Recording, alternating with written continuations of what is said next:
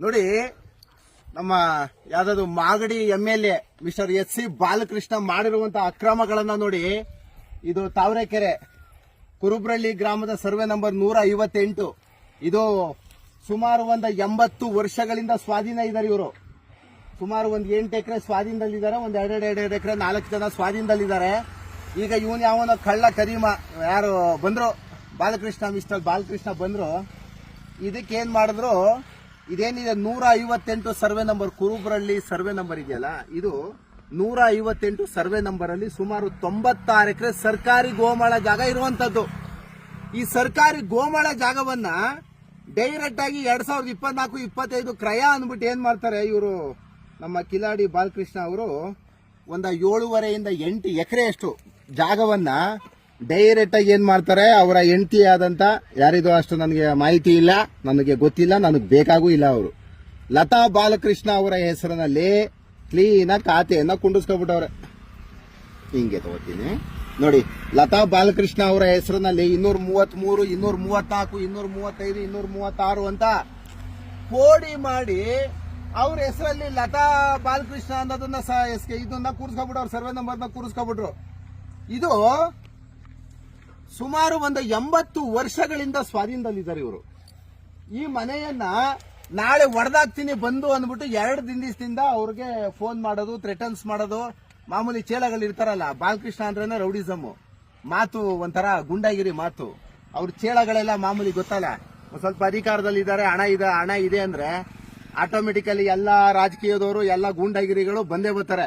ನೋಡಿ, ಇವರು ಸುಮಾರು ವರ್ಷಗಳಿಂದ ಮನೆ ಕಟ್ಕೊಂಡಿದ್ದಾರೆ. ಈ ಮನೆಯನ್ನ ನಾಳೆ ಡೆಮಾಲಿಷ್ ಮಾಡಕ್ ಬರ್ತಾರಂತೆ. ಕೋರ್ಟ್ ಆರ್ಡರ್ ಇಲ್ದಾನೆ, ಎವಿಕ್ಷನ್ ಸೂಟ್ ಇಲ್ದಲೆ ಏನಾರು ಬಂದಿದ್ದೇನಾರು ಮಾಡಿದ್ರೆ ಮಾತ್ರ ಬಾಲಕೃಷ್ಣ ಅವ್ರಿಗೆ ಸರಿ ಬರಲ್ಲ. ಇದು ಭಗವಂತ ಒಳ್ಳೆ ಪೊಸಿಷನ್ ಅಲ್ಲಿ ಇಟ್ಟಿದೆ. ಏನ್ರಿ ಆಗಿರೋದು ನಿಮ್ಗೆ ಬರಬಾರ್ದು, ಬಡವ್ರ ಜಾಗಗಳೇ ಬೇಕೇನ್ರಿ? 8 ಎಕರೆ ಇದು ಕುರುಬ್ರಳ್ಳಿ ಸರ್ವೆ ನಂಬರ್ ಅಂದ್ರೆ ನಾಳೆ ಖಾಲಿ ಮಾಡ್ಬಿಟ್ಟು ಮನೇನ 2 ಲಕ್ಷ ಭಿಕ್ಷೆ ಕೊಡ್ತೀನಿ. ಏನ್ ಭಿಕ್ಷೆ ಕೊಡಕ್ ನಿಮ್ಮ ಅಪ್ಪನ ಜಾಗನ ಅಥವಾ ಯಾರ ಮನೆದು ಜಾಗ ಇದು? 70-80 ವರ್ಷದಿಂದ 75-76ರಿಂದ ಕ್ಲೀನ್ ಆಗಿ ಫಾರಂ ನಂಬರ್ 50-53 ಅಪ್ಲಿಕೇಶನ್ ಹಾಕೊಂಡಿದ್ದಾರೆ DC ಆಫೀಸಲ್ಲಿ.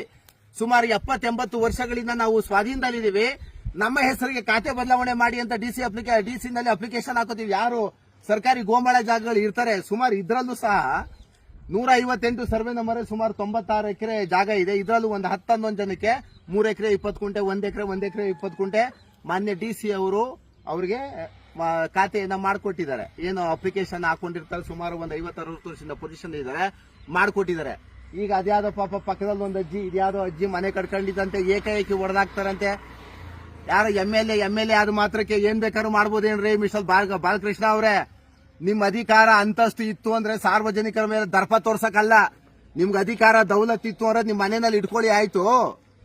ನಿಮ್ ಅಧಿಕಾರ ದೌಲತ್ನ ಕೇಳೋದು ಯಾರು? ಇಲ್ಲಿ ಬಂದ್ಬಿಟ್ಟು ಬಡವ್ರ ಜಾಗವನ್ನ ಇದು ನೋಡಿ, ಇದೊಂದು 60-70 ವರ್ಷದಿಂದ ಪೊಸಿಷನ್ ಅಲ್ಲಿ ಇರುವಂತದ್ದು. ನೀವ್ ಏಕಾಏಕಿ ಬಂದ್ಬಿಟ್ಟು ಆ ಅಮ್ಮಂಗೆ ಪಾಪ ಫೋನ್ ರೆಕಾರ್ಡ್ಸ್ ಕಾಲಲ್ಲೆಲ್ಲ ಇದೆ, ನನಗೆ ವಿತ್ ಡಾಕ್ಯುಮೆಂಟ್ಸ್ ಇದೆ. ಈಗ 2024-25 ಅಂತ ಕ್ರಯ ಮಾಡ್ಕೊಂಡಿದ್ದೀರಲ್ವಾ, ಮಾಡ್ಕೊಟ್ಟೊಂದು ಯಾರು ನಿಮ್ಗೆ? ಇವ್ರ ಅಪ್ಲಿಕೇಶನ್ ಫಾರಂ ನಂಬರ್ 50-53 ಅಪ್ಲಿಕೇಶನ್ ಹಾಕೊಂಡ್ರೆ ಫಾರಂ DC ಆಫೀಸಲ್ಲಿ ಇನ್ನೂ ಪೆಂಡಿಂಗ್ ಅಲ್ಲಿ ಇದೆ. ಕರ್ನಾಟಕದ ಜನತೆ ಕ್ಲೀನ್ ಆಗಿ ಎಲ್ಲ ಅಧಿಕಾರಿಗಳು AC DC ಅವನ್ AC ಬೂಟಲ್ ಹೊಡಿಬೇಕು ಅವ್ರಿಗೆ ಮಾಡ್ಕೊಟ್ಟಂತ ಲೋಫರ್ಗೆ. ಇವ್ರು ಹಾಕಿರೋ ಅಪ್ಲಿಕೇಶನ್ DC ಆಫೀಸಲ್ಲಿ ಇನ್ನೂ ಪೆಂಡಿಂಗ್ ಅಲ್ಲಿ ಇದೆ. ಬಟ್ ಲತಾ ಅವ್ರ ಹೆಸರು ಹೆಂಗ್ರಿ ಆಯ್ತು ರಿಜಿಸ್ಟರ್? ಇದು ಯಾರನ್ನ ಕ್ರಿಯೇಟ್ ಮಾಡಿದ್ರಿ? ಯಾವ ಒಬ್ಬ ರಿಜಿಸ್ಟರ್ ಮಾಡ್ಕೊಟ್ಟ? ಅವನ್ಗೆ ಎಲ್ಲಿಂದ ಬಂತು ಡಾಕ್ಯುಮೆಂಟ್ಸ್? ಸರ್ಕಾರಿ ಗೋಮಾಳ ಜಾಗ ಯಾರಿಗಾಯ್ತು? ಯಾರಿಗಾನು ಗ್ರಾಂಟ್ ಆಗಿರ್ಬೇಕಲ್ವಾ? ಗ್ರಾಂಟ್ ಆದ್ಮೇಲೆ ರಿಜಿಸ್ಟರ್ ಆಗ್ಬೇಕಲ್ವಾ? ಇದು 2008-9 ಸಾಲಲ್ಲಿ ನಮ್ಮ DC ಅವರು ಇದು ಮಾಡಿರೋದು. ಮಿನಿಮಮ್ 15 ವರ್ಷ 20 ವರ್ಷ ಕಂಡೀಷನ್ಸ್ ಇರುತ್ತೆ, ಕಂಡೀಷನ್ ವೈಲೇಷನ್ ಆಗ್ತದೆ. ಇನ್ನು ಇದೇ ಆಗಿಲ್ಲ. ಇವರೇ ಇನ್ನು ಪಾಪ ಅಪ್ಲಿಕೇಶನ್ ಕೊಟ್ಬಿಟ್ಟು ಪೆಂಡಿಂಗ್ ಅಲ್ಲಿ ಇದೆ. ಇನ್ನು ಇವ್ರಿಗೆ ಸಾಗುವಳಿ ಚೀಟಿನೇ ಬಂದಿಲ್ಲ. ಇನ್ನು ಬಂದಿಲ್ಲದೆ ಇರೋ ಅಪ್ಲಿಕೇಶನ್ಗೆ ಡೂಪ್ಲಿಕೇಟ್ ಡಾಕ್ಯುಮೆಂಟ್ಸ್ ಕಿತ್ಕೊಂಡು ಮಾಡ್ಕೊಂಡು ನೀನ್ ಹೆಂಗಯ್ಯ ಮಾಡ್ಕೊಂಡ್ರೆ ಹೆಂಗ್ ಸಾಧ್ಯ ಇದು?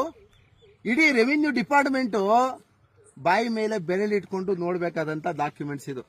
ಮಿಸ್ಟರ್ ಬಾಲಕೃಷ್ಣ ಅವ್ರಿಗೆ, ಅಧಿಕಾರದಲ್ಲಿರೋರಿಗೆ, ದುಡ್ಡಿರೋರಿಗೆ ಈ ತರ ಡೂಪ್ಲಿಕೇಟ್ ಡಾಕ್ಯುಮೆಂಟ್ಸ್ ಗಳನ್ನ ಕ್ರಿಯೇಟ್ ಮಾಡೋದು ತುಂಬಾ ಈಸಿ. ಮಾಡ್ಕೋತಾರೆ.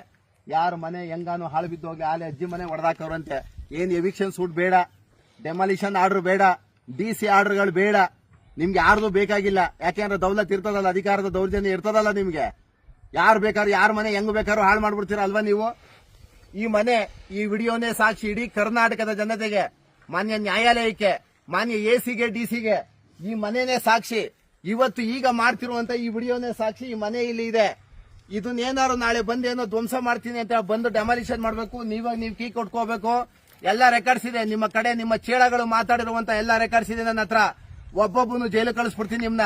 ನೀವು ಅಧಿಕಾರದಲ್ಲಿದ್ರೆ ಸಾರ್ವಜನಿಕರಿಗೆ ಒಳ್ಳೇದಾಗ್ಲಿ ಅಂತ ಅಧಿಕಾರ ಕೊಟ್ಟು ಕೂಡ್ಸಿರೋದು ಮಾಡಿ ಜನತೆ ನಿಮ್ಗೆ. ಇಲ್ಲಿ ಯಾವ್ದೋ ಕುರುಬ್ರಲ್ಲಿ ಬಂದ್ಬಿಟ್ಟು ಒಂದ್ 2 ಎಕರೆ ಲೂಟಿ ಮಾಡ್ಕೊಂಡು ಒಂದ್ 50 ಕೋಟಿ 100 ಕೋಟಿ ದುಡ್ಡು ಮಾಡ್ಕೊಳಕಲ್ಲ ಸರ್ಕಾರ ನಿಮ್ಗೆ ಅಧಿಕಾರ ಕೊಟ್ಟು ಕೂಡ್ಸಿರುವಂತದ್ದು. ಬಾಲಕೃಷ್ಣ ಅವರೇ, ನಾಳೆ ಈ ಜಾಗಕ್ಕೆ ಬರೋದಾಗ್ಲಿ, ಮತ್ತೆ ಡೂಪ್ಲಿಕೇಟ್ ಬರೋದು, ಇನ್ನೇನು JCB ತಗೊಬರೋದು, ಡೆಮಾಲಿಷ್ ಮಾಡಿಸೋದು, ಕರೆಂಟ್ ಕಿತ್ತಾಕ್ಸೋದು, ಇವೆಲ್ಲ ಭಾರಿ ಇದಾಗ್ತದೆ.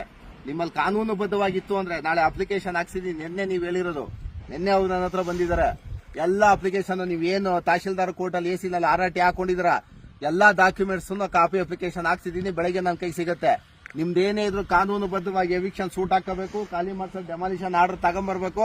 ಆಮೇಲೆ ನೀವೇನಾರು ಮಾಡ್ಕೊಳ್ಳಿ. ನಿಮ್ದೆಲ್ಲಾ ತೆಗೆದಿದ್ದೀನಿ. ಈಗ ನಿಮ್ಮೆಲ್ಲಾ ತಾಳೆ ಬುಡ ಎಲ್ಲ ತೆಗಿತೀನಿ ನಾನು. ಬೀದಿಗೆ ತಂದು ನಿಲ್ಸೋಣ. ನಾಳೆ ಸೀದಾ ಇದೇ ಡಾಕ್ಯುಮೆಂಟ್ಸ್ ನಾಳೆ ಡಾಕ್ಯುಮೆಂಟ್ ಕೈ ಸಿಕ್ಕಕ್ಕೆ ಸೀದಾ ರೆವಿನ್ಯೂ ಚೀಫ್ ಸೆಕ್ರೆಟರಿ ವಿಧಾನಸೌಧದಲ್ಲಿ ನಾನು ಇರ್ತೀನಿ. ನಿಮ್ದೇನಿದ್ರು ಉತ್ತರ ಅಲ್ಲಿ ಕೊಡ್ ಬನ್ನಿ. ಬಡ ಜನರ ಮೇಲೆ ದೌರ್ಜನ್ಯ ಎಲ್ಲ ಮಾಡೋದು ದಯಮಾಡಿ ಈ ಜಾಗದಾಸೆನ ದಯಮಾಡಿ ಬಿಟ್ಬಿಡ್ರಿ. ನೋಡಿ ಅವರು ಕ್ಲೈಂಟ್ ಮಾತಾಡ್ತಾರೆ ನೋಡಿ. ನಮ್ಗೆ ಮನೆ ಬಿಡಿ ಅಂತ 12 ದಿವಸದಿಂದ ನಮ್ಗೆ ತುಂಬಾ ಹಿಂಸೆ ಕೊಡ್ತಾವ್ರೆ ಸರ್. ಅದು ನೆನ್ನೆ ಮನೆ ಹತ್ರ ಹೋಗಿದ್ರು ನಮ್ಮ ಜಾಗದಲ್ಲಿ ಹೆಂಗ್ ಮನೆ ಕಟ್ಟಿದ್ರ, ನಮ್ಮ ಮನೆ ಅದು, ಬಿಟ್ಟು ಹೋಯ್ತಾ ಇರ್ಬೇಕು ನೀವು, 2 ದಿನ ಟೈಮ್ ಕೊಟ್ಟಿರೋದು ನಾನು ಅಂತ ಹೇಳಿದ್ರು ಸರ್. ಲಾಯರ್ಗೆ ಬೆಳಗ್ಗಿಂದ ಫೋನ್ ಮಾಡ್ತಿದ್ದಾಗ ಸರ್, ಮನೆ ಹುಡುಕ್ತಗ ಇವತ್ತು ಸಾಯಂಕಾಲ ನಮ್ಗೇನೇ ಇದ್ರು ಅಪ್ಡೇಟ್ ಕೊಡಬೇಕು, ಇಲ್ಲ ಅಂದ್ರೆ ಮನೆ ಖಾಲಿ ಮಾಡಿಸ್ತೀವಿ, ಒಡ್ಸಾಕ್ತೀವಿ ಅಂತ ಬೆದರಿಕೆ ಆಗ್ತಿದ್ದಾಗ ಸರ್.